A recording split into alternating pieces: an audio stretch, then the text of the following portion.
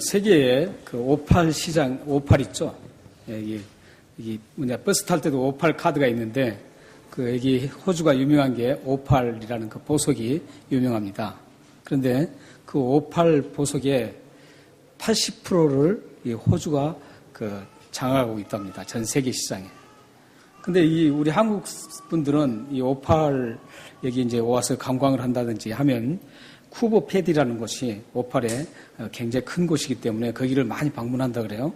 그런데 실질적으로 가장 가볼 만한 곳은 오팔 광산 중에 가볼 만한 곳은 화이트 크리프라는 곳에 있는데 그곳이 참 가볼 만하답니다. 네, 저도 가보지 못했지만 우체통선교 하시는 그 김명수 목사님으로부터 들었는데 꼭 한번 가보고 싶은 호주의 투어 하는데 그 관광지 중에 하나입니다. 그래서 언제 한번 우리 가실 분들 한번 기회를 해서라도 한번 모아서 한번 갔으면 좋겠습니다. 시드니에서 약 한 1100km 정도 됩니다. 그러니까 브리스번 정도 되죠. 브리스번 정도 되는데 내륙적으로 들어갑니다. 그러니까 오렌지 타운 지나고 더보 타운 지나고 제가 더보까지는 갔습니다. 조금만 더 갔으면 그 화이트 크리프라는 것을 갈 수 있었는데 그것까지는 못 갔습니다. 근데 거기 가면은 거기 오팔이 굉장히 많이 났었다 그래요. 지금은 이제 그 폐쇄된 상태인데 한때는 그게 제일 처음에 발견된 것은 캥거루 사냥을 하던 사람들이 캥거루 사냥을 하는데 거기에 캥거루가 많았나 봐요. 그래서 캥거루 사냥을 하다가 밑에 바닥 여기 반짝반짝한 걸 봤는데 그게 바로 오팔이었습니다. 그래서 그곳에서 이제 오팔이 거기서부터 이제 광산이 붐이 일기 시작했는데 그 오팔이 있다는 소식을 듣고 한 4,000명이라는 사람들이 그곳에 몰려왔다 그래요. 그래서 거기서 괭이와 삽으로 오팔을 막 팠다고 합니다. 그러니까 구덩이를 판 거죠. 구덩이를 팠는데 그 구덩이가 무려 몇 개나 되냐면 약 8만 개라고 합니다. 그러니까 한 10만 개 정도까지 된다 그래요. 근데 8만 개라고 하는데 거기 화이트 크리프 가장 조금 높은 곳에 딱 올라가서 보면은 그 구덩이 파인 곳이 쭉 사방 들어오고 있는데요. 근데 아주 장관이라 그래요. 근데 마치 개미 있죠. 개미가 막 집을 막 해서 막 해집어서 막 나오는 것처럼 여기저기에 그 8만 개가 아주 막 굉장히 장관을 이루고 있답니다. 그래서 저보고 한번 꼭 같이 가자고 했는데 먼저 하늘나라 갔습니다. 네. 근데 그곳에서 그 사람들은 그 힘든 삽과 괭이로 그 오팔 하나를 발견하기 위해서 그렇게 많은 구덩이를 팠다 그래요. 왜 이 사람들은 그 40도 이상 무더운 곳에서 엄청나게 그 힘든 살인적인 더위와 싸우면서 그들은 그 구덩이를 파서 그 오팔 하나를 발견하려고 했을까요? 만약에 그때 오팔을 주먹만한 것, 이 정도 되는 것만 발견하면 헬기가 직접 떴대요. 헬기가 떠서 가져갈 만큼 대단한 가치가 있기 때문에 그거 하나 발견하면 평생을 편하게 먹고 사는 거예요. 그래서 다른 거 다 제껴두고 그 땅만 그 구덩이를 막 파기 시작했다는 거죠. 이 땅에서 그 편안한 삶을 위해서 그 땅을 팠던 그 오팔을 발견하려고 땅을 팠던 사람들처럼 이 시대에도 많은 사람들은 땅에서 무언가 찾고 땅에서 무언가 답을 얻으려고 몸부림칩니다. 사실 땅에 우리는 발붙여 살기 때문에 바로 보이는 것은 눈앞에 있는 것은 땅이기 때문에 땅에 펼쳐지는 것들이기 때문에 우리는 땅의 것에 치우쳐서 살기 쉽습니다. 그럼에도 불구하고 사도 바울은 오늘 함께 읽었던 1절 말씀에서 이렇게 얘기합니다. 위의 것을 찾으라 이렇게 얘기합니다. 우리의 현실은 사실은 땅에 살기 때문에 보이는 것 다 땅에서 이루어지는 거고 땅의 것을 우리가 추구할 수밖에 없는 그런 현실인데 사도 바울은 땅의 것을 찾지 말고 위의 것을 찾으라는 겁니다. 우리 1절 한번 읽어볼까요? 다 같이 한번 읽어보겠습니다. 3장 1절 시작. 그러므로 너희가 그리스도와 함께 다시 살리심을 받았으면 위의 것을 찾으라. 거기는 그리스도께서 하나님 우편에 앉아 계시느니라.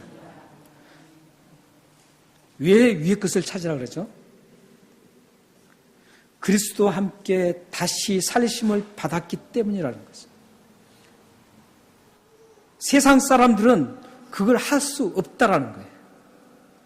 그러나 예수 그리스도의 십자가로 인해서 십자가를 믿고 우리의 모든 죄를 용서받은 구원받은 사람은 이 세상 사람처럼 살지 말고 위의 것을 바라보라는, 찾으라는 거예요. 이 세상 사람들은 그렇게 할 수가 없어요. 왜냐하면 예수라는 그 자체를 인정하지 않고 모르기 때문에 하늘 것을 찾을 수가 없습니다. 하늘에 뭐가 있나? 달과 별과 해가 있지. 구름이 떠가지. 이런 수준이죠. 근데 여기서 우리는 위의 것이 그럼 과연 뭔가? 위의 것이 뭘까요? 1절 그 하반절에 나온 거 보면 위의 것이라는 것은 그리스도께서 하나님 우편에 앉아 계셨다. 이 말씀을 보면 위의 것은 곧 예수 그리스도를 말합니다. 그러므로 우리는 이 세상에 있는 어떤 것도 다 그것보다도 더 고귀하신 예수 그리스도를 찾아야 합니다. 여러분들은 지금 현실에 매몰되면 안 돼요. 우리가 살아가다 보면은 이 현실에 완전 매몰되기 쉬워요. 그러나 예수 그리스도와 함께 다시 살심을 받은 사람들, 다시 말하면 새 생명을 얻은 사람들, 새 생명을 얻은 우리는 이 세상에 땅에 있는 것들에 의해서 함몰되지 않아야 돼요. 매몰되지 않아야 돼요. 그렇기 때문에 이 위의 것이라는 것은 예수 그리스도신데 우리는 날마다 예수 그리스도를 바라보고 살아야 됩니다. 그래서 에베소서 4장 10절에 이렇게 말씀합니다. 예수님은 하늘에 오르신 분이라고 얘기합니다. 예수님이 에베소 4장 10절에는 예수님이 하늘에 올라가신 분이라는 거죠. 위로 올라가셨다는 거예요. 그래서 예수 그리스도를 지금 말씀하고 있습니다. 그것뿐만 아닙니다. 예수님을 찾을 뿐만 아니라 2절 말씀에 보면 예수님을 위의 것을 생각하라 그래요. 2절에 보면 1절에는 찾으라고 했는데 2절에는 위의 것을 생각하고 땅의 것을 생각하지 말라 이렇게 얘기합니다. 위의 것을 찾는다는 것은 어떤 뜻이냐면 우리를 구속하시는 하나님 예수 그리스도를 부단히도 찾는 그런 행동을 얘기합니다. 실질적으로 그 행동 속에서 나타나는 것을 얘기합니다. 그냥 찾으라 이런 막막하게 찾으라 이런 뜻이 아니에요. 찾는다는 그 뜻 속에는 예수 그리스도를 찾아서 그 속에서 나의 삶 속에서 예수 그리스도가 원하는 그런 예수님의 그 고귀한 그 삶을 함께 살아내라 이런 뜻이에요. 그리고 생각하라는 것은 뭘까요? 생각하라는 것은 내면의 마음에 담아두라는 거죠. 예수 그리스도를 내면의 마음에 담아두라는 거예요. 여러분이 만약에 물질을 강하게 욕망하는 마음이 가득하면 당연하게 나오는 것은 뭐예요?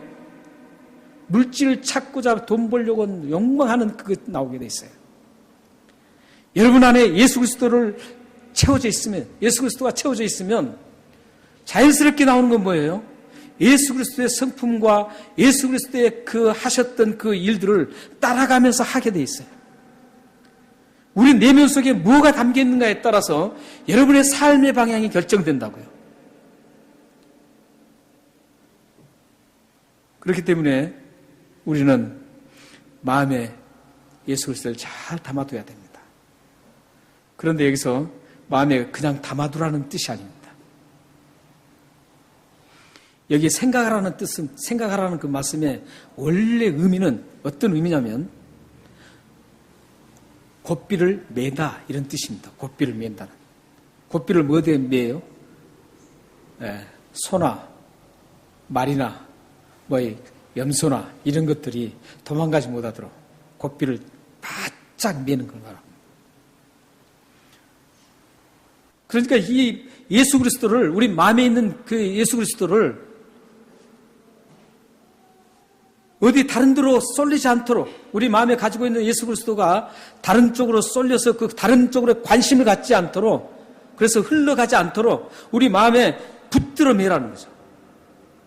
고삐를 든든하게 붙들어 맨 것처럼 단단히 우리 마음속에 예수 그리스도를 붙들고 있어야 된다는 거예요.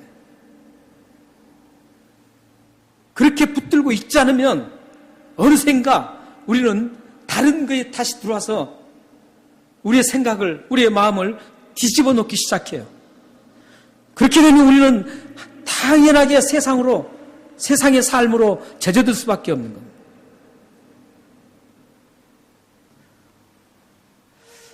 그렇다면 왜 사도 바울은 골로새 교인들에게 마음을 단단히 붙들어 매라고 그렇게 말씀하셨을까요? 당시 골로새 교회는 삼중고를 겪고 있었습니다. 이중고가 아니라 삼중고였습니다. 그들은 영적으로 이단들이 계속 침투해서 유혹을 하는 겁니다. 영적으로 굉장히 괴롭힘을 당했어요.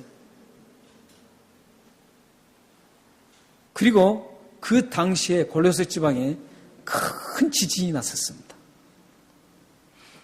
커다란 이 말씀을 사도 바울이 써서 보낼 당시에 그 전에 굉장히 큰 지진이 골로새 지방에 일어나서 삶의 그 경제적인 어려움이 극심하게 심했습니다. 어려웠어요.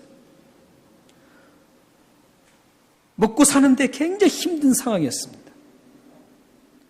뿐만 아니라 그런 힘든 상황에서도 또 예수 믿는다라고 핍박이 시작하던 시기였습니다. 이렇게 삼중고를 겪고 있었어요. 영적으로 우리는 어떤 신앙이 좀 성숙하지 못한 분들은 영적 고통을 잘 모릅니다. 이 세상의 그 영적인 그 싸움, 그걸 바라볼 수 있어야만 영적 고통을 느낄 수 있습니다. 그런데 그 영적 고통을 느끼고 육적으로 그 배고픔과 그 힘든 것을 견뎌야 하고, 뿐만 아니라 또 외부적으로 예수를 믿는다는 그 강한 핍박이 시작되는 그런 엄청난 어려운 상황에 이 골로새 교인들이 지금 상황에 처해 있었습니다. 이런 상황에서 바울은 그 사실을 알고 이 땅에 그렇게 험난하지만 위에 계신 예수 그리스도를 찾으라는 거예요. 그리고 예수 그리스도의 그 생각을 마음에 가질 그것을 꼭꼭 붙들으면서 흐트러지지 않도록 꽁꽁 묶고 두라는 거예요. 그렇게 되면 그 영적인 모든 유혹도 이길 수 있고, 육체적으로 비록 힘들고 어렵지만 그 속에서도 감사를 할 수 있고, 거센 그 핍박, 예수를 믿는다고 해서 거센 핍박에도 목숨을 죽인다고 해도 끝까지 그리스도를 붙잡고 끝까지 순교할 수 있기 때문에 사도 바울은 그래서 예수 그리스도를 꼭 붙잡고 있으라고 말씀하고 있습니다.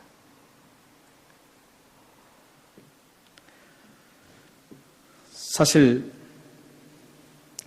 이렇게 힘들고 그 암울한 그런 힘든 상황이 오면, 그 현실이 오면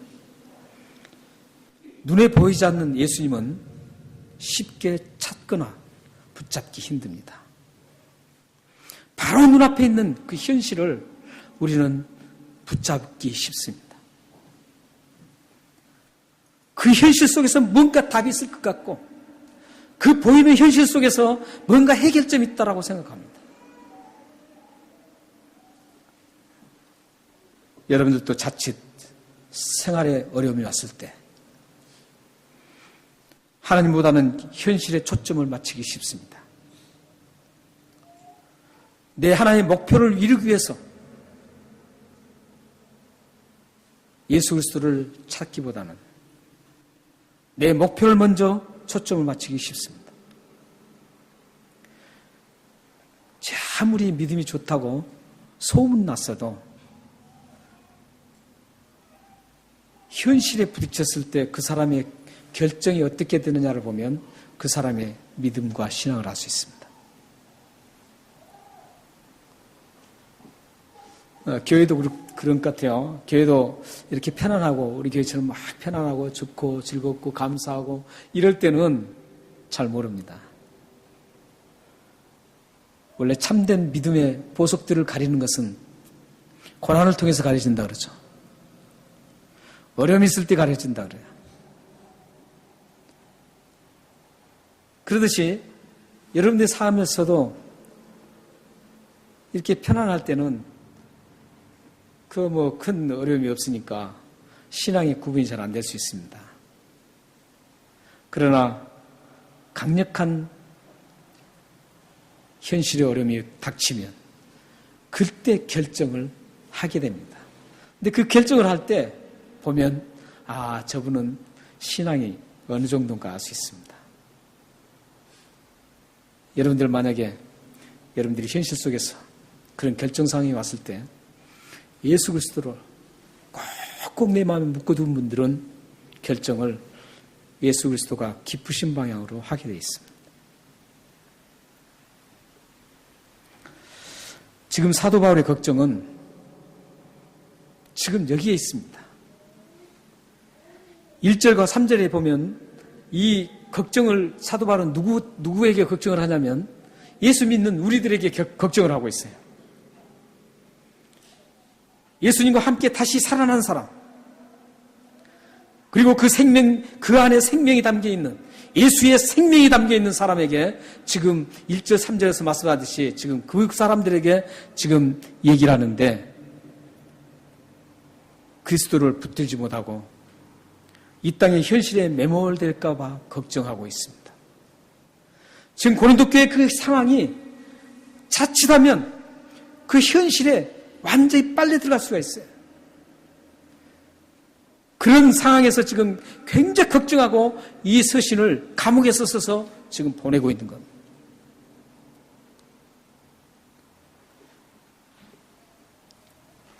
여러분의 삶에 해결되지 않는 그 문제로 힘들 때 우리를 죽음에서 살려 생명을 주신 예수님을 찾고 붙드시기를 기도합니다. 여러분의 삶의 길에 슬픔과 고통이 가득하더라도 역사를 주관하시고 여러분을 책임져 줄 수 있는 능력의 그 예수 그리스도를 향해서 그 시선을 흐트러지지 않고 끝까지 붙드시길 바랍니다. 여러분에게 현실의 벽이 가로막아 막막하고 실망스러울지라도 그 현실의 벽 앞에 매몰당하지 않고 그리스도를 끝까지 단단히 붙드는 참 신앙인으로 남기를 바랍니다. 우리는 이 땅에 사는 날 동안 언제든지 현실이 우리를 괴롭힐 수 있습니다. 언제든지 우리의 세상에 매몰될 수가 있고 땅의 것에 의해서 예수 그리스도를 바라보지 못하는 그런 좌절감을 우리들에게 안겨줄 수 있습니다. 여러분들이 끝까지 예수 그리스도를 붙잡고 살아가신다면 어떤 현상이 일어날까요? 4절을 한번 같이 읽겠습니다. 4절입니다. 자, 시작. 우리의 생명이신 그리스도께서 나타나실 그때 너희도 그와 함께 영광 중에 나타나리라. 여러분들이 끝까지 참고 힘들어도 그리스도만 바라보는 그 이유가 있습니다. 그리스도를 단단히 붙잡고 이 현실에 내가 그 힘든 것도 고난을 당하며 함께 그 고난을 짊어지고 갈 이유가 있습니다. 무슨 이유입니까? 그리스도께서 이 땅에 다시 오실 때 영광스럽게 우리도 함께 예수 그리스도의 그 영광스러운 모습과 함께 우리도 영광스러운 모습으로 변화가 일어나고 그 영광 중에 함께 영광스럽게 우리는 하늘나라에 입성한다는 겁니다.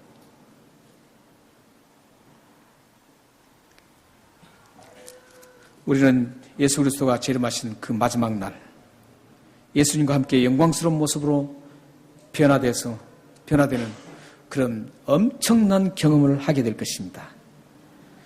그런 여러분의 영광스러운 모습을 세계의 모든 사람들이 한 사람도 빠지지 않고 모두가 여러분들의 그 영광스러운 모습을 보며 확인하게 될 것입니다.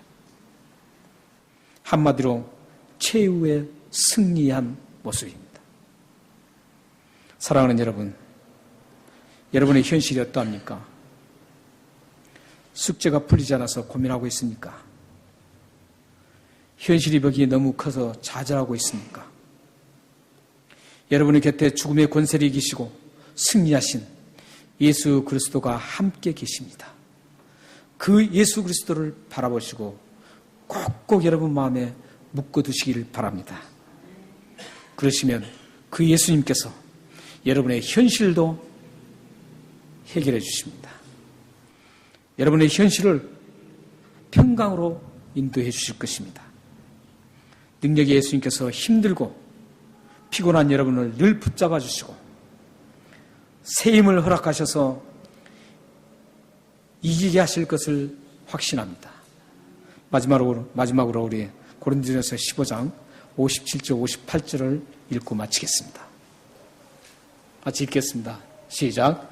우리 주 예수 그리스도로 말미암아 우리에게 승리를 주시는 하나님께 감사하노니 그러므로 내 사랑하는 형제들아 견실하며 흔들지 말고 항상 주의 일에 더욱 힘쓰는 자들이 되라.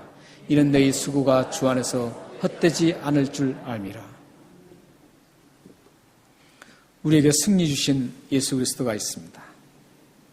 그 예수 그리스도를 단단히 붙잡고 58절 말씀처럼 견실히 흔들리지 않고 항상 주의 일에 열심히 더욱 힘쓰시기를 바랍니다.